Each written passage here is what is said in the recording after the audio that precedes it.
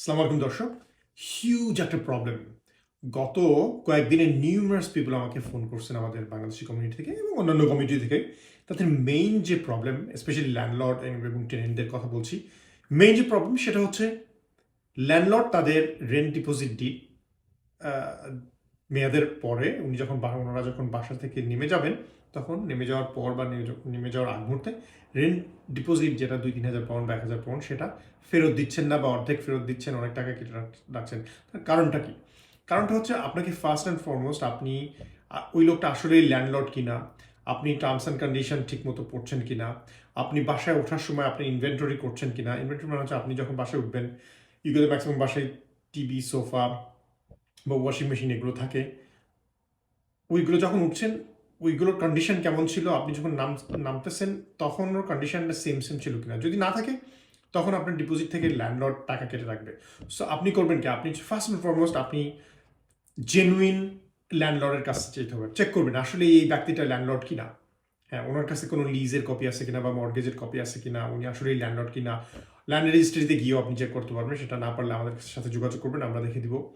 Second, আপনি proper tenancy agreement নিতে হবে। প্রপার টেনেন্সি এগ্রিমেন্ট নেওয়ার পর টার্মস অ্যান্ড কন্ডিশন চেক করবেন যে রেন্ট ডিপোজিট কত, স্পেসিফিক করে দেওয়া থাকবে। আপনার ইন অ্যাডভান্স কত দিতে হবে, কয় মাসের জন্য দিতে হবে, আপনি যখন নামার কতদিন আগে ডিপোজিটটা ফেরত দিবে বা কতদিন পরে ডিপোজিটটা ফেরত দিবে এটা।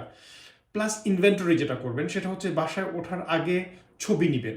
প্রত্যেকটি দরজা, জানালা, সোফা, টিভি, ওয়াশিং মেশিন সব কিছুর কার্পেটের ছবি নেবেন, যাতে করে ওই ছবিগুলো আবার আপনি ল্যান্ডলর্ডকে ইমেলও করে দিবেন বাসায় ওঠার আগে বা ওঠার পরপরই, যে তোমার আসবাবপত্রের কন্ডিশনটা এরকম, আমরা যখন নামলো সেম কন্ডিশনে আমরা রেখে যাচ্ছি, বা যখন নামবেন তখনও সেম কন্ডিশনে রেখে যাওয়ার চেষ্টা করবেন।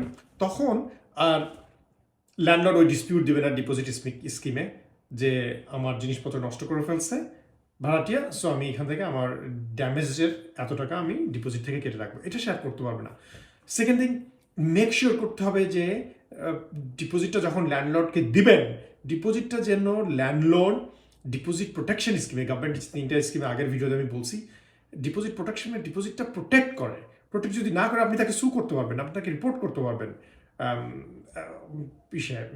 রিপোর্ট করে তার কাছ থেকে 3 টাইমস মোর ডিপোজিট আপনি নিতে পারবেন বাই ল।